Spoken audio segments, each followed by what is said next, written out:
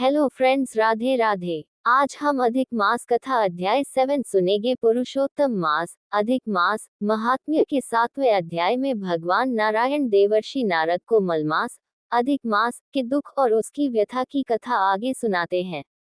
यह अध्याय मलमास की आंतरिक पीड़ा, समाज द्वारा उसके तिरस्कार और उसके बाद भगवान विष्णु की शरण में जाने के मार्ग को दर्शाता है।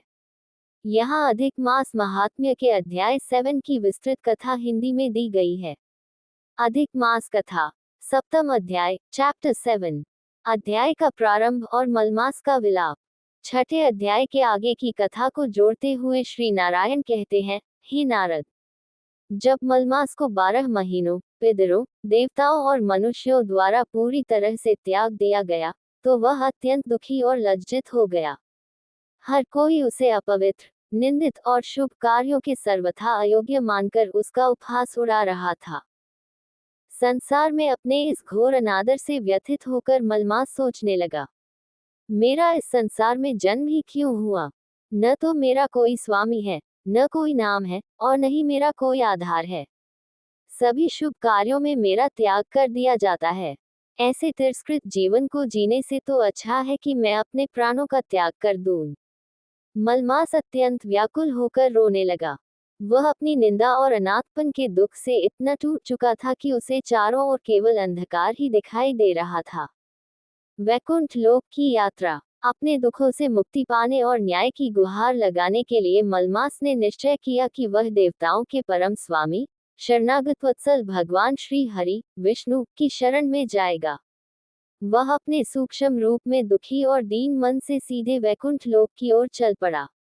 जब वह वैकुंठ पहुंचा, तो उसने देखा कि भगवान नारायण साक्षात लक्ष्मी जी के साथ रत्न जड़ित सिंहासन पर विराजमान है। चारों ओर दिव्य प्रकाश फैला हुआ था, और गरुड़ जी तथा अन्य पार्षद प्रभु की सेवा में लीन थे।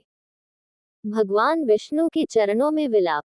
भगवान विष्णु को देखते ही मलमास उनके चरणों में गिर पड़ा। वह फूट फूट कर रोने लगा और उसके आंसू थम नहीं रहे थे। भगवान विष्णु, जो अत्यंत दयालु और अंतर्यामी हैं, उन्होंने मलमास को इस प्रकार अत्यंत पीड़ित और दुखी देखा। भगवान श्री हरि ने अत्यंत मधुर और सांत्वना भरी वाणी में मलमास से पूछा, हे वत्स, तुम इस प्रकार अत्यंत व्याकुल होकर क्यों रो रहे हो? तुम्हारे इस घोर दुख का कारण क्या है? इस त्रिलोकी में ऐसा कोई दुख नहीं है जिसे मैं दूर न कर सकूं। तुम निर्भय होकर अपनी पूरी व्यथा मुझे सुनाओ। अध्याय का समापन। इस प्रकार भगवान विष्णु मलमास के दुखों को दूर करने का संकल्प लेते हैं और उसे सांत्वना देकर अपने साथ गोलोक की यात्रा पर ले जाने की तैयारी करते हैं, जहां भगवान श्री कृष्ण विराजमान हैं। इस प्रकार पुरुषोत्तम मास महात्म्य का 7वां अध्याय संपूर्ण होता है। इस अध्याय का महत्व, मॉरल ऑफ द चैप्टर। अधिक मास का 7वां अध्याय हमें ये सिखाता है कि जब संसार के सभी द्वार बंद हो जाते हैं और हर तरफ से केवल तिरस्कार और निराशा मिलती है, तब केवल ईश्वर की शरण ही एकमात्र सहारा होती है।